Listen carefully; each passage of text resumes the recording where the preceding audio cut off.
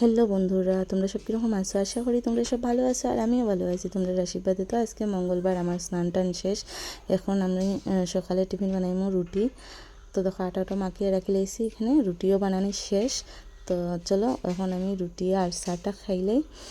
তো এত গরম পড়ছে আজকে, আর সকালে ঘুম থেকে উঠে রৌদ্রটা দেখলে মাথা ব্যথা খারাপ হয়ে যায়, অত রৌদ্র।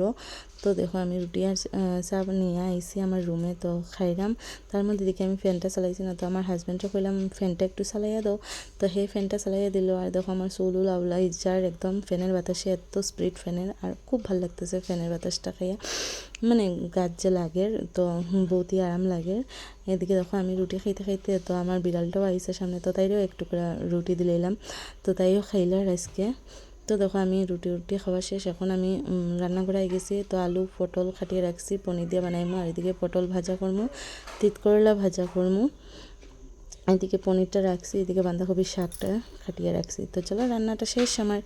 তখন পটলটা বড়া দেখো আমি বানাইছি, আর এদিকে তিত করলা ভাজা, আলু পটল দিয়া পনির দিয়ে তরকারি, আর বাঁধাকপির শাক।